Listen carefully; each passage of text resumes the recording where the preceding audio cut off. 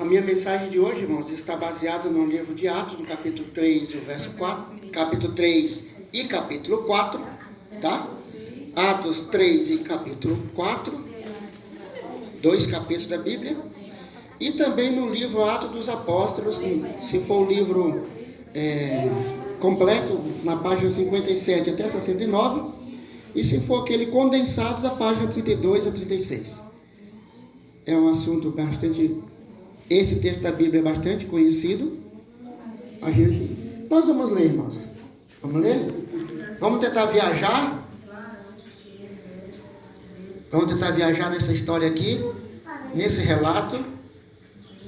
Atos, capítulo 3. Vamos ler até o verso 20. Já podemos? Todos encontraram, irmãos? Ora, Pedro e João subiu juntos ao templo à hora da oração, sendo a hora 9. Mais ou menos lá, 3 horas da tarde.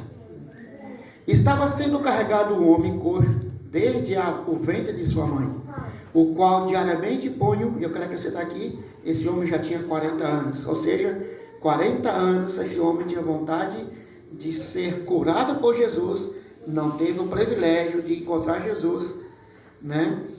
E os amigos levavam esse homem todo dia para o templo, e lá ele pedia esmolas.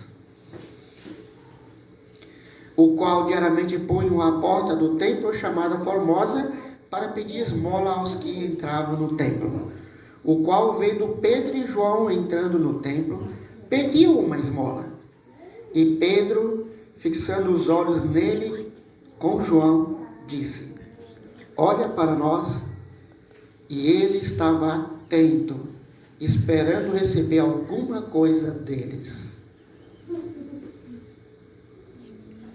Então Pedro disse: eu não tenho prata nem ouro. O que vocês acham, irmãos? O semblante daqueles moléu caiu. Pedro diz: olha para nós. E ele olhou e disse: opa, uma boa esmola. Uma boa esmola.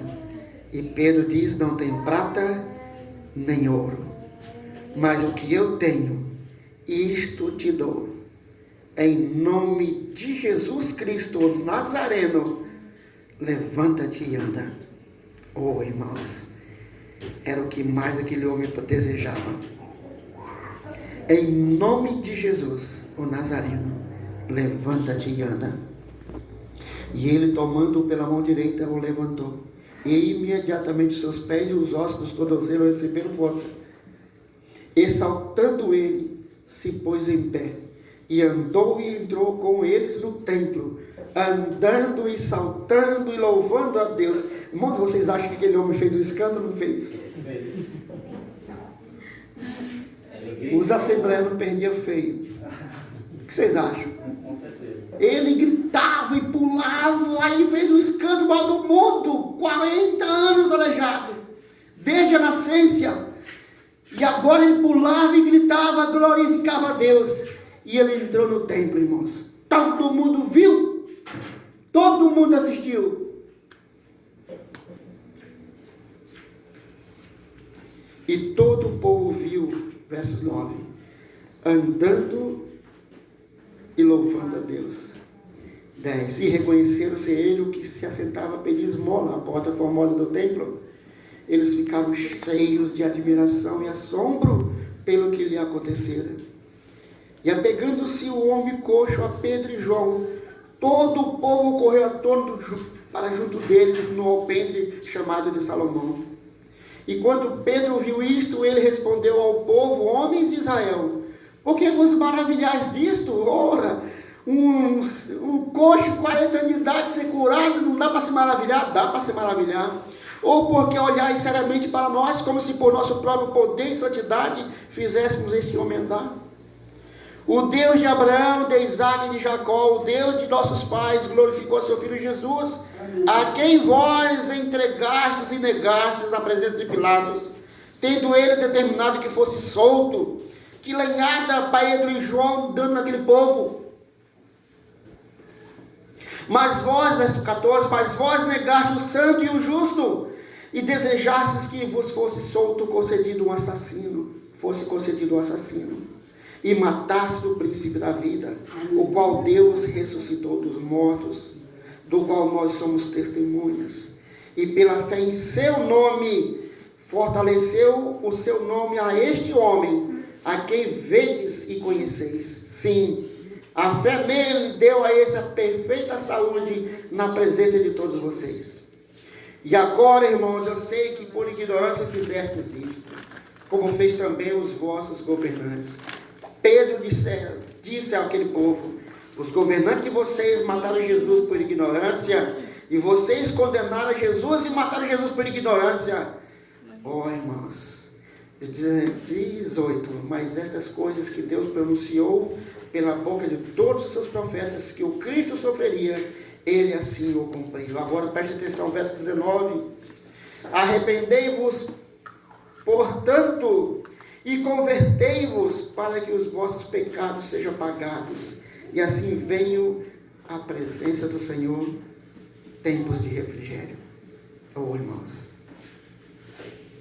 matar Jesus não tirava a salvação daqueles homens. Vocês traíram, vocês condenaram, vocês mataram, mas arrependei-vos. Oh, irmãos, aquele povo estava sendo oferecido a salvação mais uma vez.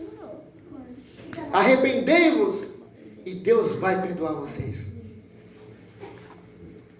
Irmãos, no capítulo 4 nós não vamos ler. Houve aquele reboliço ali, e aí os chefes da igreja, os sacerdotes, saduceus, foram lá e prenderam os dois, Pedro e João. Prenderam. Como já era tarde para ser julgado, eles não julgavam à noite, deixaram para o outro dia. E no outro dia, leia o capítulo 4, irmãos, novamente. Leia o capítulo 4. Viaje nessa história. No outro dia, quem é que estava ali para julgar Pedro e João? Aqueles mesmos que julgaram Jesus. Aqueles mesmos que viram Pedro negar Jesus. E eles disseram: isso é moleza, julgar esses dois aí, covardes, né? Nós damos um grito lá e escala a boca. Pedro é um coitado, né? Pedro é um coitadinho. Ele é fraco. Oh, irmãos, mas no outro dia, quando começaram a julgar Pedro e João, viram que aquele Pedro não era mais o Pedro. Ai, irmãos, eu vou ter que me aguentar para não me emocionar. Pedro não era mais aquele covarde, irmãos. Pedro era um homem convertido, cheio do Espírito Santo. Cheio do Espírito Santo. E quando eles disseram: olha, vocês não preguem mais nesse nome de Jesus. Vocês nunca mais falem desse nome de Jesus. E eles disseram: vocês conhecem pelo meu texto, rapaz, julguem vocês mesmos, se nós vamos ficar calados. Nós vamos deixar de falar daquilo que nós vimos e ouvimos. Vamos seguir o que Deus falou e não o homem. E eu estou dizendo aqui, eles não falaram: vocês podem até nos matar como fizeram isso no futuro, mas nós não vamos deixar de falar daquilo que vimos e ouvimos. Irmãos, vocês sabem muito bem, a nossa igreja aqui é pequenininha, mas as igrejas grandes, vocês sabem que é um trabalho, o diretor missionário, e pediram para os irmãos ir para o evangelismo, ir convindo o povo não vai, é uma luta danada. Mas, sabe por que não vão? Irmãos, sabe me desculpar, mas é porque não são convertidos. Quando a pessoa se converte, a pessoa pode mandar ele calar a boca, que ele não vai calar. Ele não vai calar a boca. Pode ameaçar de morte, ele não vai calar. Não está errado o pessoal da área missionária incentivar, insistir, pedir para que as pessoas vão para o trabalho missionário. Mas as pessoas não irão se eles não tiverem convertidos. Não vai dar certo, não vai funcionar. Sabe, irmãos, neste texto do capítulo 3 e capítulo 4 de Atos, nós aprendemos muitas lições. Uma delas é o seguinte: para evangelizar, precisamos estar cheios do Espírito Santo. Amém. E para estarmos cheios do Espírito Santo, precisamos estar convertidos. Pedro precisou ter tomado um tombo para tirar aquilo tudo que tinha no seu coração. E não só Pedro, todos os apóstolos, não é isso? Cada um querendo ser maior do que o outro. Cada um querendo sentar um ao lado de Jesus, de à direita ou da esquerda. Cada um querendo ser o melhor. E isso não acontece nas igrejas? Cada um querendo ser o melhor, cada um querendo ser o maior. É a mesma coisa. Irmãos, sem o Espírito Santo a obra não será terminada. É isso que nós aprendemos na primeira lição. Nós aprendemos também nesse texto, irmãos, sobre a liberdade religiosa. Quando eles foram impedidos, proibidos de evangelizar. Isso vai acontecer, já aconteceu e vai novamente acontecer. As pessoas serão proibidas de evangelizar. Já está sendo nas escolas, não é isso? É proibido um professor falar de religião, da placa da igreja, de placas, você tem que dar uma aula de ensino religioso, mas né? Global. Não defendendo crenças, vamos dizer assim.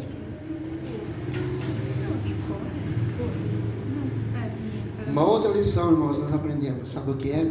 A respeito dos líderes religiosos e povo daquela época. Eu já falei aqui, vou repetir. Aquele povo traiu Jesus, matou Jesus, mas mesmo assim eles não estavam perdidos por isso. Já pensou, irmãos? Não estavam perdidos por isto. Eles iriam se perder por outro motivo, mas não por ter feito aquilo com Jesus, não por ter pecado, não por ter sido culpado do sangue de Jesus inocente, mas eles perderiam a salvação por outro motivo. Qual era o motivo? Não arrepender-se. Não arrepender-se. Agora eu pergunto para vocês, irmãos, era fácil se arrepender? Ou é fácil se arrepender hoje? É fácil? Aqueles líderes religiosos, arrependidos se fossem, eles deveriam subir no púlpito da igreja, do templo, e dizer: amigos, nós erramos. Você acha que isso é fácil falar? E é por isso que a White fala, irmãos, tem dois pecados que são quase irremediáveis. Sabe quais são os dois? Presunção é um, o outro é orgulho. Presunção é algo parecido com a fé. É algo parecido com a fé. Vou falar para vocês que uma vez aconteceu na igreja. Uma pessoa, uma visitante levou uma criança doente na igreja. Olha aqui, me perdoe, meu Deus, que eu achei que fosse presunção, mas eu vou lhe contar. Levou aquela pessoa para os irmãos orar. Oh, irmãos, era uma criança sofredora. E me veio um fogo, irmão Jandilton. Me veio um fogo tão grande. Esquentou meu corpo. E disse: ore que a pessoa vai ser curada agora. Irmãos, já pensou? Ore que a criança vai ser curada agora. E me veio outro pensamento: isso é presunção. Não faça isso, vai passar vergonha. E aquele fogo dizia: ore e ela vai ser curada aqui no meio de vocês. Irmãos, eu não tive coragem. Não tive coragem, porque eu achei, isso é presunção. Olha, eu não estou dizendo assim, presunção é isso, entendeu? Como você vê muitas pessoas que grita aí, que ora e está curado. Irmão, pode ser presunção, irmãos. Presunção é muito parecido com fé. E se aquele dia era fé, no meu caso, eu considerei presunção. E não tive coragem de orar. Mas quem sabe Deus não teria curado. Não sei, não sei, passou. Perdão, errado ou certo, passou. E orgulho, irmãos, orgulho é outro pecado gravíssimo, quase irremediável. Agora, como é que pode, irmãos, doutores, vamos falar milênios estudando, uma tradição estudando, levantar-se na igreja e dizer: meus queridos irmãos, toda a nossa crença cai por terra. Nós estávamos errados. Oh, irmãos, só sendo muito humilde. E eles não eram. Orgulho. As crenças daquele povo dos saduceus, os saduceus não acreditavam na ressurreição. Você sabe disso. E aqueles apóstolos estavam pregando o que mesmo? A ressurreição de Jesus. Os líderes religiosos disseram, espalharam a mentira de que o corpo de Jesus tinha sido roubado. Tinha sido roubado. Por acaso, e por que eles fizeram isso? Porque eles o número deles não acreditava na ressurreição. E eles tiveram que inventar uma mentira. Sabe, irmãos? Você inventar uma mentira. Porque o que quando você abre a Bíblia, quando você ouve a mensagem, não é aquilo que você esperava, você inventa uma mentira. Precisava ser muito humilde. E a respeito dos apóstolos, meus irmãos, nós aprendemos a lição. Mateus capítulo 17, verso 8, nós não vamos ler, lá fala da transfiguração. Jesus chamou 3 dos discípulos e foi transfigurado. Eles viram Jesus em glória. E diz a Bíblia que quando Moisés e Elias foram embora, aquela glória se foi. Diz a Bíblia que eles não viram mais ninguém, só viram Jesus. Oh, irmãos, isso é profundo. Eles não viram mais nada. Depois da transfiguração, eles não viram mais nada. Sabe o que isso significa? Eles não viram mais glória. Eles não viram mais engrandecimento. Eles não queriam ser um maior do que o outro. Eles só viram a Jesus. Eles só viam a Jesus. Eles eram pessoas transformadas e por isso foram cheios do Espírito Santo. Vocês sabem muito bem disso. É por isso que eles tinham coragem. E diz o seguinte: ao ouvir a palavra de Cristo, sentiram a necessidade dele, de Jesus. Eles o buscaram, o acharam e o seguiram. Com Jesus estavam no templo, com Jesus estavam à mesa, com Jesus estavam nas encostas das montanhas, e com Jesus estavam no campo. Eram como alunos com o professor. Dele recebiam diariamente lições da eterna verdade. E Jesus disse: eu estarei com vocês todos os dias, até a consumação dos séculos. A respeito dos líderes religiosos, fariseus e saduceus, nós já falamos um pouquinho aqui. Por que eles não aceitaram, irmãos? Primeiro, começava com as suas crenças. Eles tinham crenças contraditórias às de Cristo. E por ter essas crenças contraditórias à de Cristo, eles perseguiram Jesus. E inventavam mentira, calúnias e levaram à morte. Foi por isso que negaram a Jesus, irmãos. E foi por isso que mataram Jesus. Porque a crença deles era diferente. E aí eles precisavam fazer isso. Agora eu quero terminar, irmãos, lendo o texto, que esse é para se pensar. Não era só porque fossem culpados e merecedores da morte, nem apenas por terem levado à morte o Filho de Deus, que estavam apartados da salvação. Não foi por isso que eles não iriam ganhar a salvação, por ter traído e matado Jesus, mas porque se armaram de oposição contra Deus, persistentemente rejeitaram a luz e sufocaram as convicções do Espírito. A malignidade de sua rebelião era intensificada por todo ato sucessivo de resistência contra Deus e contra a mensagem que ele mandara transmitir por seus servos.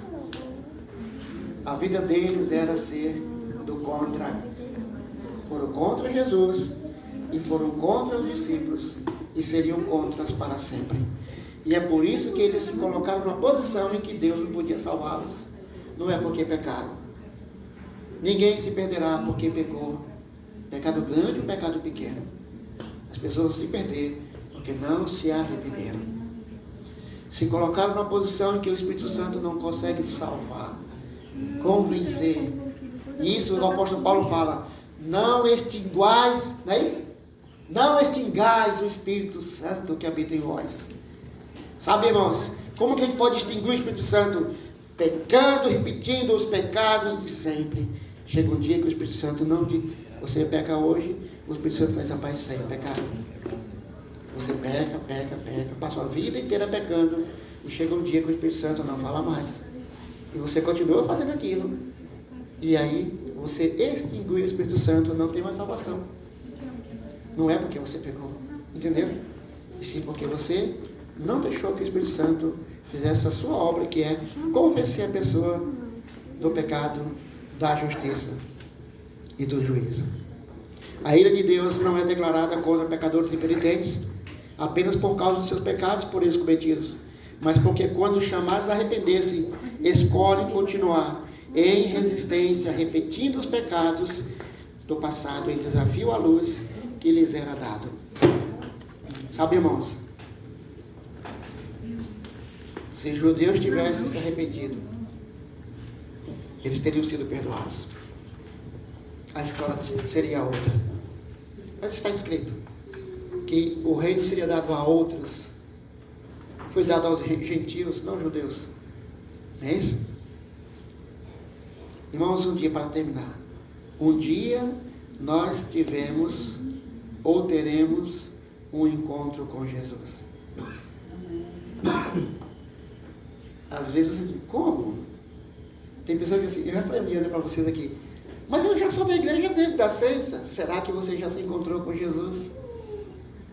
Alguns dizem, eu me converti faz 20 anos. Será que você mesmo se converteu há 20 anos? Pedro era seguidor de Jesus, né? Seguidor de Jesus, amigão de Jesus. E Jesus um dia disse para ele, Pedro, quando você se converter, eu não sou convertido. Não é não, querido. Quando você um dia se converter, irmãos, às vezes é bom tomar um tombo, sabia? É bom tomar uma rasteira. Satanás diz, eu vou dar uma rasteira nesse camarada aí. Tem. Pensando que vai matar, que vai destruir, levanta. Se Pedro tivesse tomado a rasteira que tomou, quem sabe ele nunca teria sido o Pedro que nós conhecemos. Concorda comigo?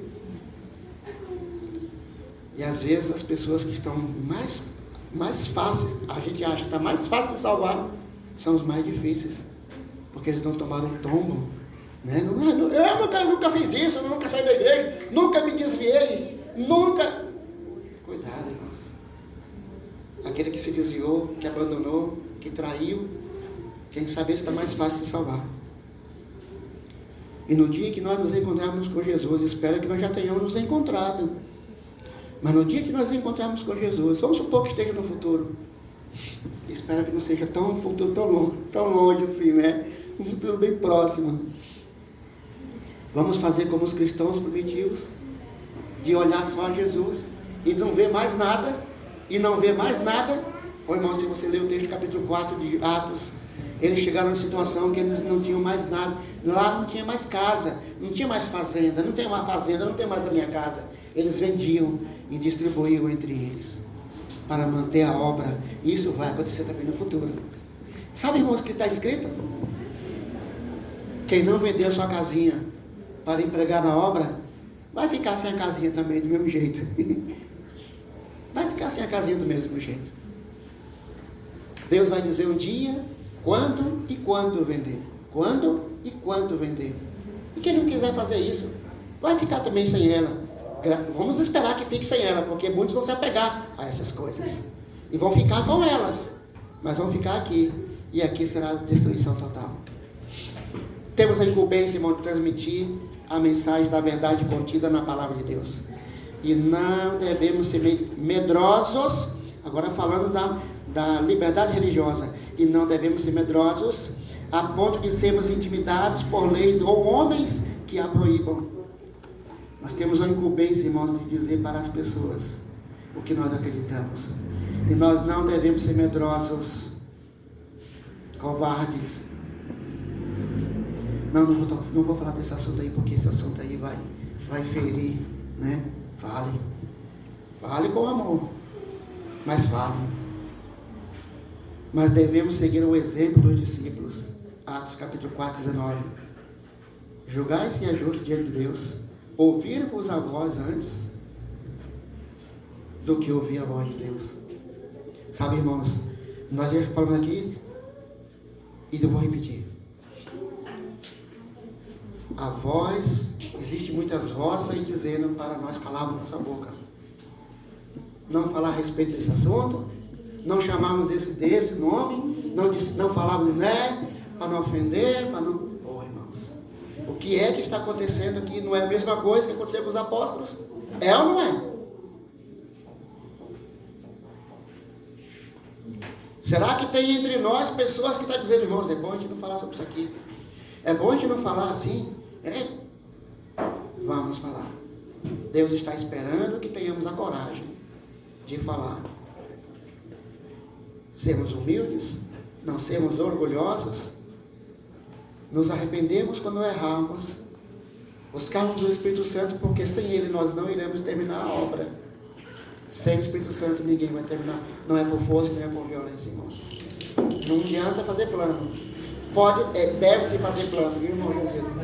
Deve-se fazer plano de como evangelizar e de como fazer e tal. Tudo bem, tem mal nenhum, mas não serão esses planos. É o Espírito Santo que vai fazer a obra. Que Deus nos abençoe, irmãos, que Deus nos ajude, para que nós, quando nos encontrarmos com Jesus, façamos como os apóstolos, o aceitemos e o busquemos. Amém. Amém.